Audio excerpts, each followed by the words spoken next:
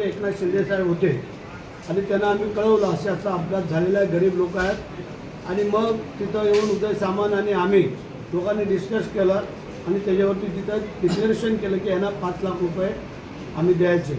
आणि मग सभागृहामध्ये तेव्हा आम्ही काय मंत्री काही नव्हतो, परंतु आम्ही तिथं मागणी केली. तुला असं झाल्यानंतर मग त्याच वेळेला तिथं प्रत्येकी कुटुंबाला 5 लाख रुपये द्यायचं असं ठरलं. परंतु त्याच्यामध्ये नंतर मुख्यमंत्री बदलले, परंतु मुख्यमंत्री बदलले म्हणून शासन काय आपलंच होतं महायुतीचं.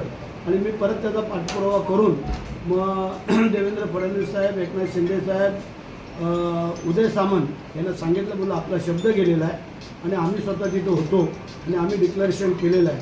आणि मग जे आता तहसीलदार सांगतायत ती वस्तुस्थिती आहे, त्यांना तिकडून कळवण्यात आलेलं होतं. असं शक्यतो कंपनीवाल्यांना कोण देत नाही आहे किंवा रोड अपघाताला पण क्वचितच देतात.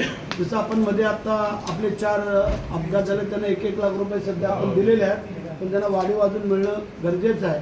आणि मग आपण त्यांना 5-5 लाख रुपये सांगितले होते. ते आता 8 दिवस झाले त्यांचे चेक आलेले होते, पण अधिवेशनाला होतो म्हणून थोडा उशीर झाला. मग मी कलेक्टरना सांगितलं, तुम्ही ते चेक आमच्याकडे पाठवून द्या, आम्ही इथं प्रांत तहसीलदार आणि आम्ही त्या कुटुंबांना देतो आणि जे काय 3-4 कुटुंब राहिलेले आहेत ते नंतर मग प्रांत तहसीलदार त्यांना बोलून ते देतील.